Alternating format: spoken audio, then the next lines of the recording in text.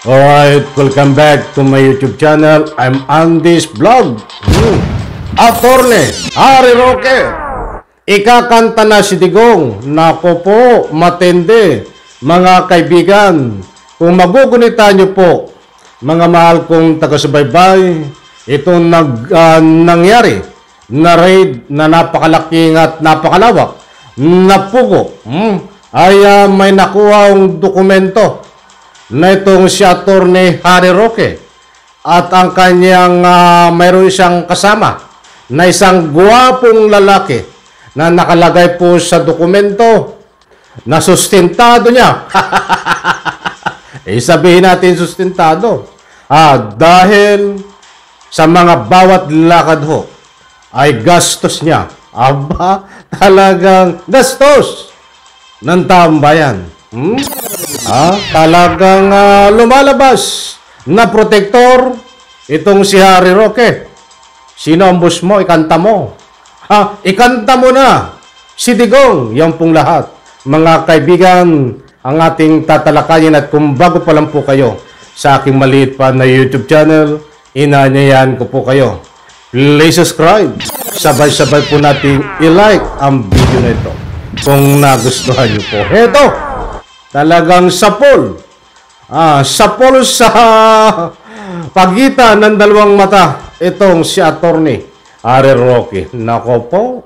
Alam niyo mga kaibigan, hindi po naman lingid sa inyong kalaman. Ito ay isa sa mga nagmumura din. Isa sa mga nagpapababa sa pwesto sa dating sa ating kasalukuyang presidente na si Bongbong Marcos.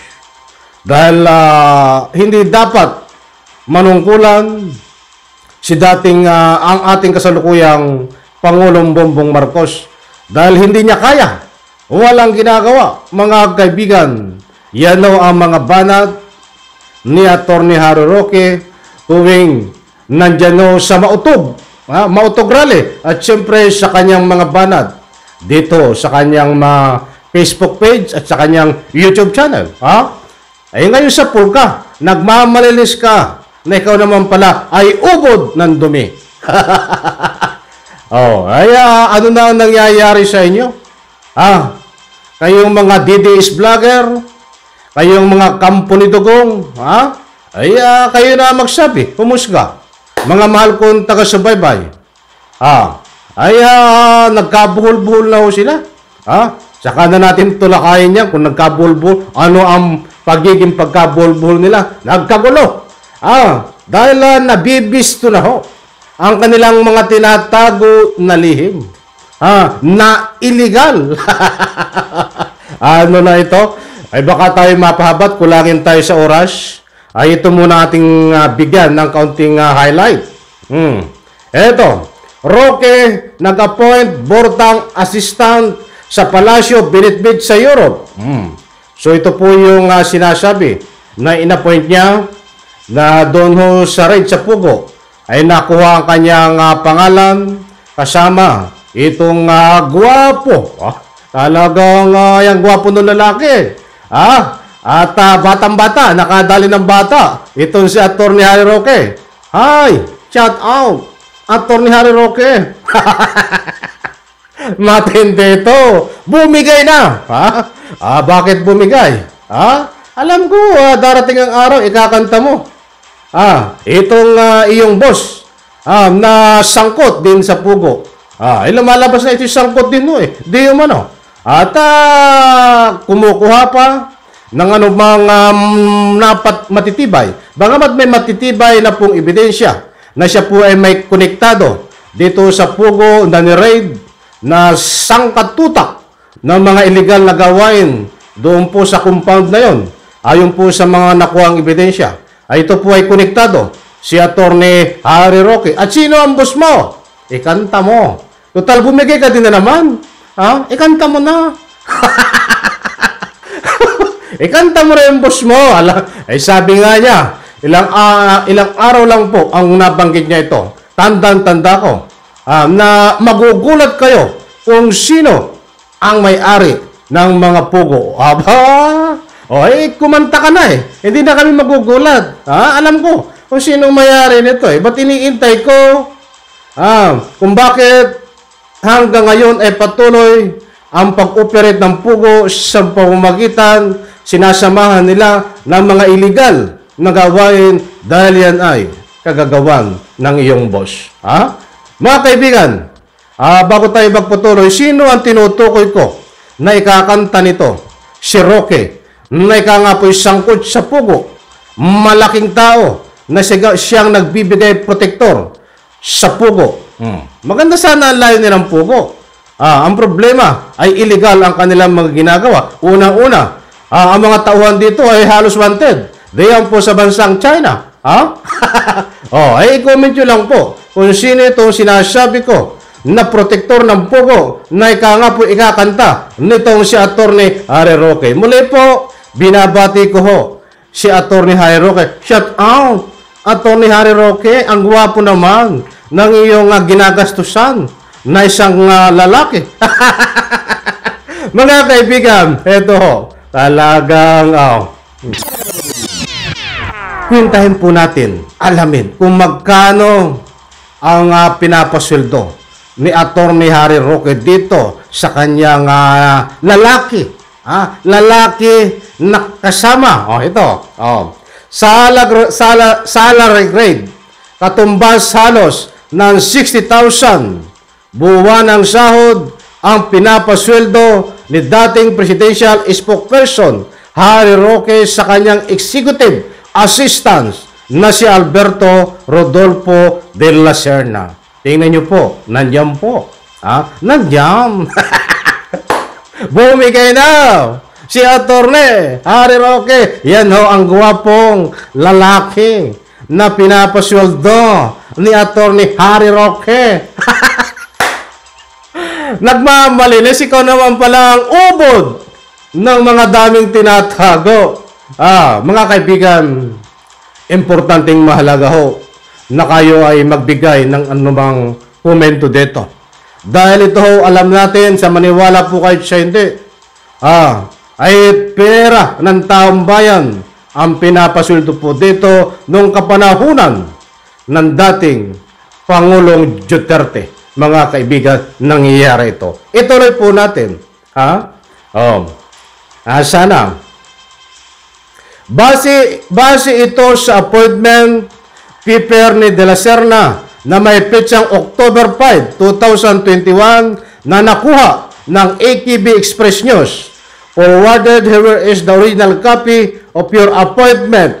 Base ho sa dokumento. Hindi po magsisinungaling itong dokumentong ito dahil permado rin po ito kung sino ang mga sangkot dito, mga kaibigan. So ang tanong, bakit may papilis doon si Atty. Harry Roque? Doon po sa puko na na-ride. Bakit to ang gwapo ng kanyang kasamang lalaki? Talagang bumigay ito si Atty. Harry Roque. Nabisto na.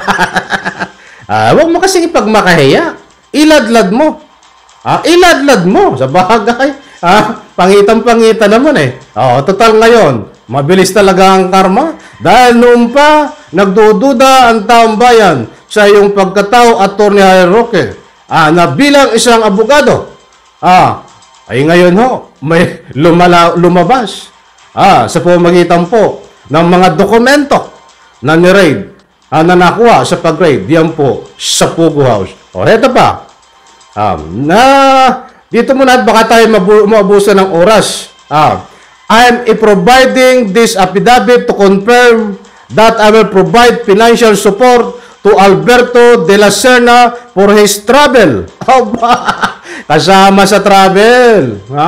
Anong ginagawa niyo sa travel?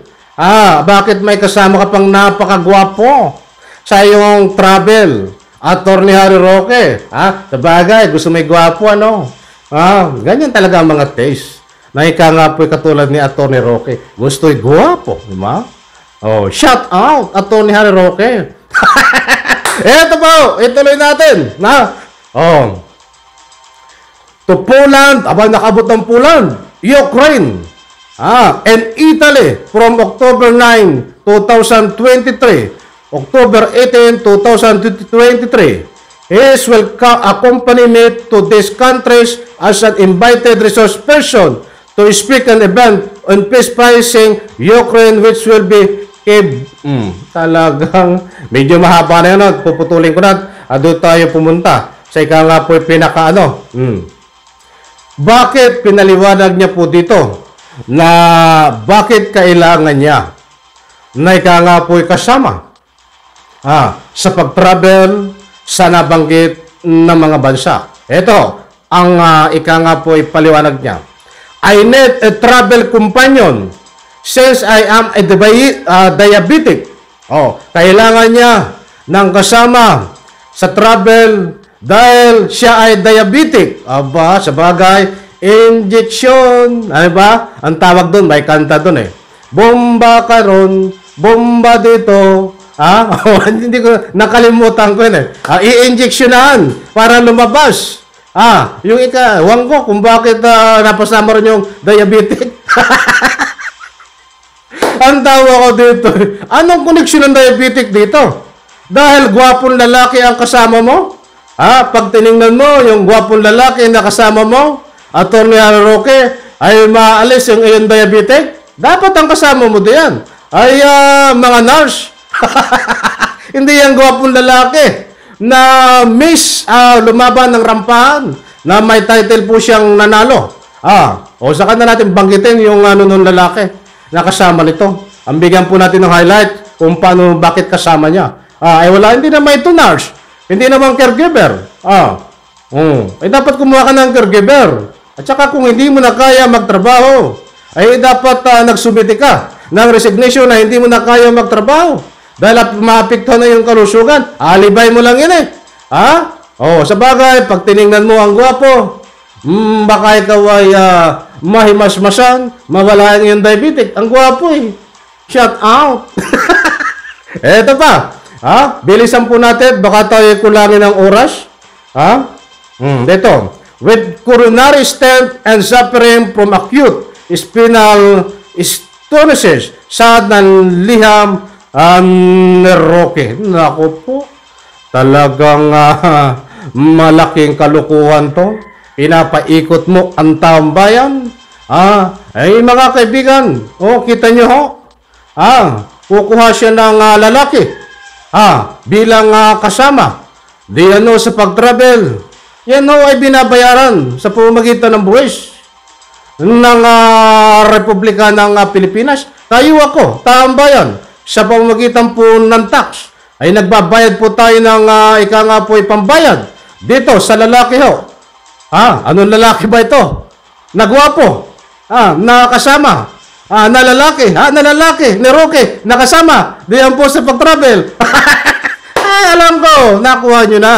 Ang gusto kong ipunto dito ho, kay Attorney Roque, mga kaibigan. So, maliwanag po dito, yan po muna at kabibigyan po natin ng part 2. Itong si Attorney Roque ay malaki po ang pananagutan dito. Kailangan po ito ay masusi na imbestigahan ang pagkakasangkot niya dito po sa Pugo na may nakuhang dokumento diyan sa pag-raid sa Pugo House na puro illegal, sandamakbak na illegal. Nandiyan na po lahat, mga kaibigan. At syempre, ano po ang reaksyon nyo masasabi dito sa gwapo na lalaki ni Attorney Harry Roque nakasama sa travel? Ito ba ay siyang magpapagaling sa diabetic na sakit ni Attorney Harry Roque? Tingnan niya lang na ganyan. Gagaling na dahil gwapo Titingin lang na ganyan, di ba? Alis na ang diabetic. Maniniwala po ba kayo doon? Mga kaibigan, sa mga rason ni Attorney Harry Roque, ang dahilan ay kung kaya kasama niya itong lalaki na ito dahil siya ay diabetic. Mga kaibigan, ang gwapo di ba? Shout out, Attorney Harry Roque. Maraming salamat. Pagpalain po tayo lahat. Sabay-sabay po nating i-like ang video na ito. Bye-bye. Palakpakan.